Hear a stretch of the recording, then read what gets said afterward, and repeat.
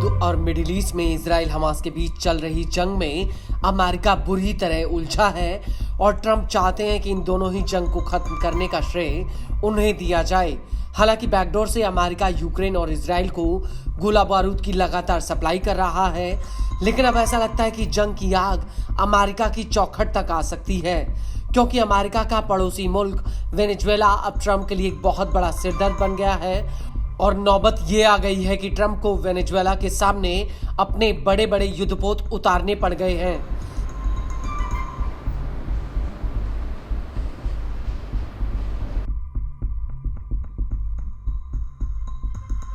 दरअसल ट्रंप का आरोप है कि वेनेजुएला के राष्ट्रपति निकोलस मदुरो ड्रग कार्टेल यानी ड्रग सप्लाई करने वाले संगठित गिरोह के जरिए अमेरिका में नशे की दवाइयों की सप्लाई करा रहे हैं और अमेरिका में ड्रग सप्लाई रोकने के लिए ट्रंप ने वेनेजुएला के सामने अपनी सेना उतार दी है।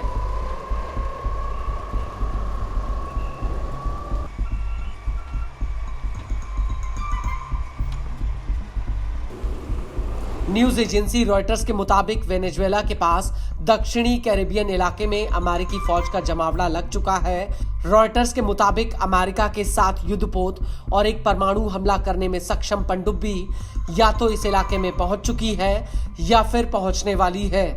रिपोर्ट के मुताबिक ट्रंप ने ड्रग कार्टेल से निपटने के लिए 4,500 नौसैनिक और मरीन भी मैदान में उतार दिए हैं।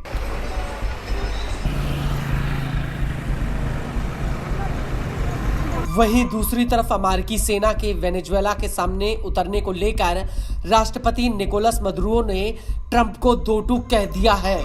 मदुरो का कहना है कि ऐसा कोई रास्ता नहीं जहां से वो वेनेजुएला में घुस पाए।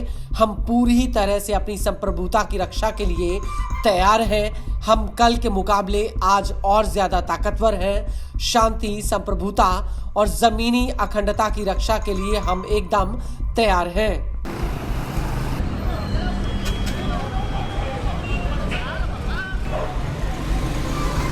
हालांकि कई जानकार इतने बड़े पैमाने पर अमेरिका द्वारा फोर्स उतारने पर सवाल उठा रहे हैं। जानकारों का कहना है कि अमेरिकी सेना इलाके में किस तरह से ड्रग तस्करी को रोकेगी।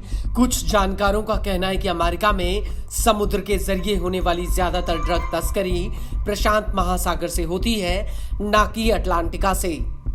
हालांकि ये बात जग जाहिर है कि ट्रंप वेनेजुएला के राष्ट्रपति मदुरो को बिल्कुल भी पसंद नहीं करते हैं।